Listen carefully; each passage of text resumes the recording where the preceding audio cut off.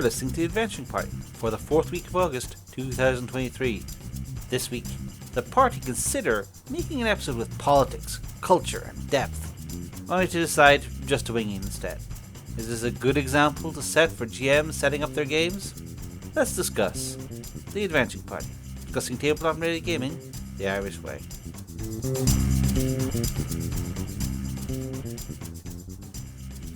Welcome to the party. I'm Dave. And I'm Shane. And this week, we're sort of, I don't know if this is turning into a series or not, but this is sort of a follow-up to the You Don't Need a Backstory episode, where we've talked about players and whether they needed to have elaborate backstories and, tons of lore and all that for their characters.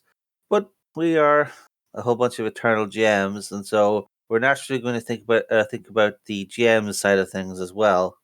And does the GM of a RPG need a backstory for their game? Do they need a setting and the ins and outs of 57-page gazetteer of their setting versus winging it?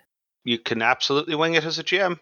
You do not have to have a setting as such. You certainly don't need a gazetteer pre-written. I could point to endless arguments online about the absolute necessity of any point on that scale, but I don't think any of them are strictly necessary. We could just start in with you don't need one side of things. For me, you should not see a huge amount of setting prep and all that as a barrier to play. This is a trap that a lot of starting GMs can fall into. Is it's like, well, I don't have an entire continent. I don't have 37 cities. I don't have 14 different forbidden dungeons to menace my players with. I don't know the names of all the techno kings. And they see, well, I have to have that, otherwise, I'm not ready. But a huge amount of advice online will just say that stuff doesn't necessary in game one. If you're just getting started, just have game one, and you have something like that. That initial piece of momentum is infinitely more valuable than, if we ever did get to session 508, I would know the names of all the fairies, or the ritual to summon the Dragon King, or any of those things. If there is such a thing as over preparing or preparing things that probably aren't the best use of time. That said, there's absolutely an argument for having an idea of what comes up, where players might end up, where the plot might take things. Yeah, I'm definitely not saying forget prep. Obviously, you need to prep the adventure you're going to run and figure out some marginalia in case they do go off your map of the town being menaced by goblins or whatever. Even in a more elaborate, say like a cyberpunk game, you could just start off with your basic situation. Here's the guy offering you money for things. Here's the 3 gangs that are involved. Here's a couple of central locations with a general idea of how they're laid out and how difficult it would be to climb up the elevator shafts and all that. But you don't need to have the entire network of gangs, corrupt policemen, and bribable officials for the entire Night City at your beck and call. You just need your situation. Don't think that the situation at hand is going to necessarily require, the entire setting to interact with it, particularly not at session 1. Yeah, I'd agree with that. But playing devil's advocate for a moment, you could argue that you need even less than that. It is entirely possible, say, and the example I'm thinking of is a con game, where the GM has not seen the material. It is the first time they're running into the adventure, perhaps even the system. And they might be taking a few minutes to glance over the thing that they have, and then they start working with what they have. Maybe they're finding out at the same time as the players what's supposed to be going on in an adventure. I mean, that's a slightly extreme example, but I've witnessed it, and it's perfectly playable. Wouldn't be my ideal scenario, but can work. Yeah, I expect a lot of GMs are afraid of having the lore guy in their game who will, nitpick everything they do. That's not really a problem. We've discussed it before, but that's not really a problem with your prep so much as a problem with, the vibe at the table. Particularly if this is your first session, your first new campaign with a new party or whatever. You're just getting started. Most reasonable people will say, yeah, we can worry about minor details or like discuss the great ramifications of what this means for, the powder gangers or space aliens at a later date. The point is to get us started.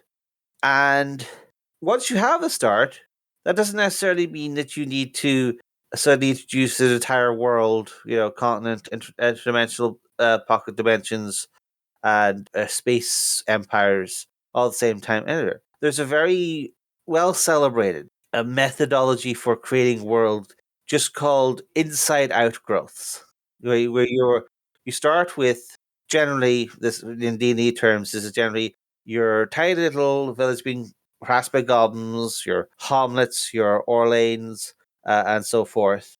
And you run your initial adventure out there, and you sort of assume a kind of points of light style experience where what happens in the next village over is not going to affect this because it's like a day's travel away or whatever.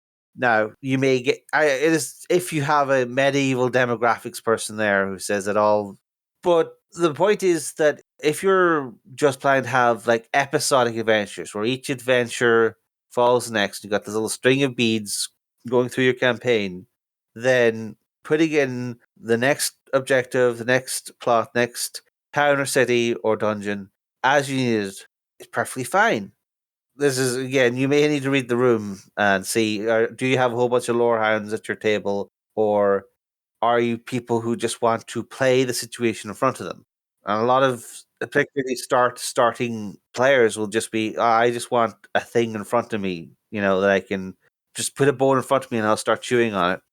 And yeah, just you can just inside out when you need a city, you can put the city down. When you need the Dark Lord's Doom Fortress, you can put that down. And piece by piece, you can build out your setting to fit your needs. And this has big benefits. Flexibility being a big one of them. Rather than say, oh, it's 4,000 miles to the nearest city and you need to go through 3 dragon passes to get to it, pay the troll toll, and you can just say, no, I just need to be a city. There's a city 2 days travel away. Yeah, something else that comes to mind and that I think is a useful thing for GMs to have, unless they're playing a very specific lore based thing, is have drop in adventures and drop in settings. I know Raging Swan Press has some great ones in that vein, as in that's one of their specialties, along with dungeon descriptions. And basically just self-contained descriptions of an area like a lonely coast or a such and such a town that you can just put there. Yeah. And it's there, and it's got characters, and it's got things to explore and not kick over. And I think that's a perfectly valid way to approach GMing. Yeah. You're essentially engaging in modular play where you take these mini adventures or isolated towns, or it looks like a tavern, but there's a secret, and all these like interesting little bits that you're going through blogs or websites or drive through RPG sales or whatever, and you find all these little pieces, and you just sort of Lego them together into a nice succession of games, which is convenient for your players. Yeah, I mean, like many a campaign has basically been pre-made adventures and modules like as attached together with more or less finesse, and a rollicking good time was had. Yeah. And the other thing is, in all these accounts, is that it creates a different prep cycle. And depending on the jamming style, that might be the prep cycle for you. And that is you're prepping for the next session. You're looking forward to next session. We're going to do this. Either we're going to finish off this adventure, we're going to move to the next adventure. And that means I know I need to prep this part of journey, these couple of random encounters. I need to come up with a voice for, the guy at the edge of town with the dagger on his back. who gives them the quest, and because you've compartmentalized everything, you know what your prep is, and that gives you again flexibility, but also if you're the type of person who's good at like a burst of prep like once a week, you may not have the time to piece by piece put together 100 pages of gazetteer about your setting, but if you have like an hour or 2 hours every week to just dedicate to, right, this is what's going to happen next game. I do this, and I don't need to prep everything in advance. I just need to know. I know this is going to come up, so this is what I'm ready for. And you can use that as your sort of prep cycle. And figuring out your jamming style is, it's a you thing, but it is something to experiment and see. Do you like that prep cycle, or would you prefer the more elaborate method of having everything written down ahead of time and then be able to reference it so that you're consistent? Yeah, the advantage of having all that prep done and having idea of where those characters might end up in 50 sessions is you have it. You have those notes. Or you have that A4 hardback tome of a city book, which has detailed descriptions of taverns and guilds and assassin headquarters in the sewers, and you could just flip open a page and go, or your notes, and go, yes, that's what you find. Exactly. I suppose my own levels of prep vary quite a bit. I have been pretty close to the reading the adventure as I am reading it, like maybe a glance or two ahead. I've also been up to the I have I have the A4 tomes. I know what's ahead of you. Oh yeah, both of those are a lot of James swap back and forth for it. Yeah, same campaign even. I know I have my own, well developed, elaborately designed setting that I can, have many Google Docs to reference whenever something nonsense comes out, and I can write off reams of Mickey uppy backstory at a moment's notice. But then my latest campaign is there was some initial prep, but most of it has been done using modules to, put the emphasis on those modules. So yeah, there's an awful lot of, oh, I'm just prepping for the next session, and it's working just as well as my big elaborate game. But I think we are sort of at the, let's call it the reflex point of this thing, where we need to maybe redress the balance a little and say, maybe you should think a bit about your wider setting before you run off. So one of the big advantages we said of doing it session by session is that it's convenient. Yeah, Convenience can feel kind of artificial at times. If your players are saying, "Oh, we need X," and suddenly X shows up exactly next session, and it's within a convenient, skippable travel segment away, or "Oh, we need to sell his magic items." Well, luckily, the next village over has this magic item shop I just thought of. It's not necessarily going to stand out to them, to your players, that everything is just coming as needed. But depending on how paying attention they are, maybe they'll just notice, really does seem like things we need just sort of show up when we want it. That's one of those things where it may not be obvious as a problem until you're deep in it, and people are going, we don't need to prep anything. Well, there'll be whatever the solution to this will be 2 times over next session. We'll be fine. Let's not think too hard about how we're going to solve something. yeah. Again, the tone of a campaign is going to vary. I mean, if the GM and players assume that things are going to be a bit fast and loose and stuff's just going to happen, you could prep things with random rolls at the session. You could do that, and that could be perfectly fun. I I do love me some sense of realism. That verisimilitude I keep mentioning, and I would find stuff just appearing a little disruptive to that sense, whether as a GM or a player. So I try not to play too fast and loose. Yeah, yeah. Another issue, and this is maybe going back to our previous episode, if you don't have if you don't have a some definition on your setting, and your players want to have big connections to setting. They want to have backstory hooks or aspirational elements to go for, and you don't have anything for them. Well, that could be an issue. Yeah.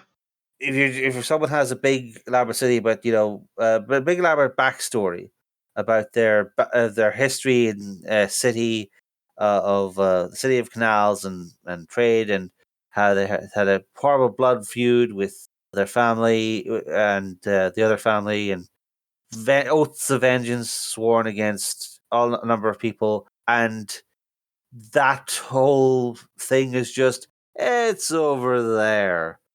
Yeah. Kind of loses some of the impact. Yeah. And particularly, say, what if 3 levels in, Fire decides he wants to be Paladin and says, what knightly orders are there for me to join? And you're like, Yeah. Again, you're going back and forth to the debate of whether you need elaborate backstories for players or not, but it's another thing to be aware of. Paying attention to how much players are putting into the backstory should also tell you, like, if they're putting in nothing into the backstories, there's just a whole bunch of parents dead like venturing, then yeah, you're probably fine to just wing it and have them show up at a different dungeon every week.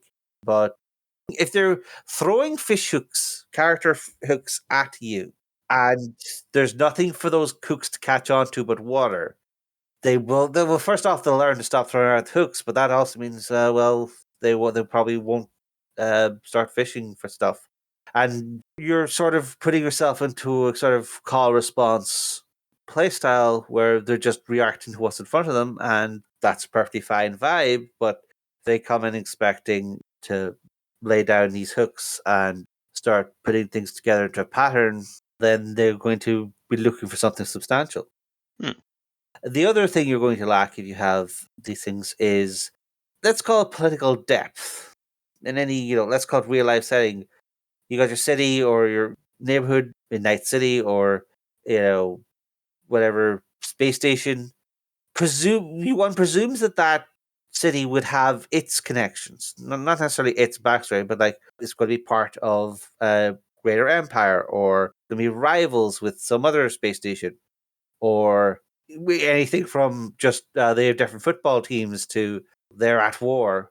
But if you're designing each piecemeal, you don't want to suddenly go from this is the city with the convenient magic shop in it, to actually, yeah, let's just say that they're at war with 3 other orc empires, because I want to have an orc empire war adventure.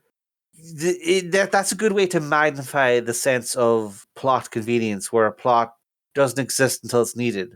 That's one of the things where you want to have, if this is going to be a thing that you think you're going to need, you need to prep it in advance, is relationships between different pieces of your map or faction settings. You don't necessarily need to have drawn your entire map at a time, but you probably a chart showing Duke X hates Count Y and Warlord Z is trying to marry the Lich Queen Q for various reasons. That kind of stuff you should probably have ready, because then how are you going to seed it through the campaign? How are you going to foreshadow?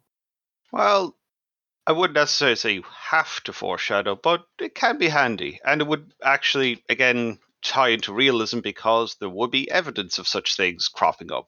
Yeah. You don't necessarily need to be foreshadowing, this is definitely like, we're going to run the Tomb of Horrors at level 8 because of X, Y, and Z. But you do want to be able to say, like, so what wars are likely to start in the next couple of levels? To be able to answer that question, or at least give a sense in a given piece of your setting what's likely to happen to it, or what their relationships are. If you're doing particularly, like, if you're doing a thing about gang wars in your cyberpunk dystopia, and you don't know what the tensions between the different gangs are, the players are probably going to notice that absence very quickly, because they might want to start new rivalries or end the gang war. And if you're in a mode of, it's going to be every week's going to be a different gang, hiring them to screw over a different gang, and they're the type to have any long-term planning or relationship building at all, then they'll notice that how mission-based it is. as opposed to, we live here, this is our city. We should probably know that the Blue Hawks hate the Mohawk Bandits or whatever. Yeah, I mean, I'm in agreement. Like for a sandbox campaign, absolutely. But some campaigns are mission based and very much this is what's in front of you, and now this is what's in front of you, and now this is what's in front of you. I suppose any final thoughts on the matter? Overall, obviously, as we said at the start of the thing, we're talking about the extremes here. We're talking about the session GM versus the 100-page gazetteer GM, but obviously 99% of people are going to fall somewhere in the middle, where they're going to have a certain amount of prep. And you don't need to have all the prep done at the start of the campaign. You could do a bit, then leap in to the first 5-6 sessions, then do another bit as things go.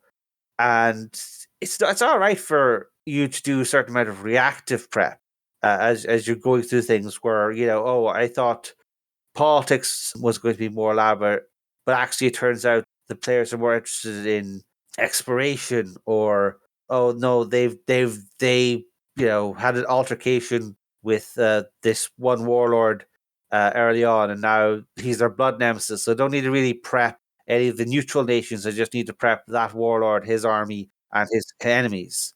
So you don't need to have 100% of your prep or your setting mapped out at the start, because ultimately the point of the setting, unless you're making a setting for fun, which is entirely valid, but also beyond the scope of this gaming podcast, the point of your setting is to enable your game, and your game is going to have its own needs depending on who your players are and how you're going to run that game. So I guess I'm circling the drain on know thyself and know thy players is going to be a big element of it. That's good general advice, to be honest. Yeah. Well, it's a tricky skill to learn, however. It is something, if we say you're supposed to learn a lot from your mistakes, don't be afraid to, if you trip up, don't be afraid to say, I'm going to say something is true now that makes sense to me, and then elaborate on it later. Don't be afraid to go, oh, I forgot this one bit, but we'll figure something out. If you're worried about things, you could have, say, some sage NPCs who, say, or kindly old wizards or whatever, or a hacker or something, and just say, whenever the players have a question, that's the obvious person to ask. And they say, all right, I'll come back to you in a couple of in-game days or whatever. I'll come back after the next adventure. And that gives you, the GM, time to prep this thing that is of importance to PCs. I suppose to add to that, it's a good idea to know what you're going to run, if whatever form that takes. And on that note, I think this party is over.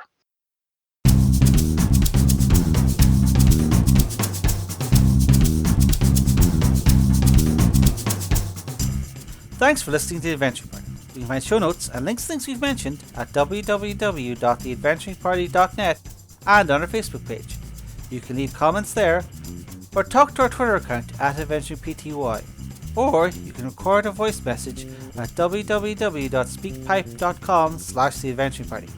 We can also be contacted directly by email at party@theadventuringparty.net. If you'd like to be in touch with the party all the time, come join our Discord server, link in the show notes. The Adventuring Party is released under a Creative Commons Attribution Non-Commercial Share Alike version 3 license.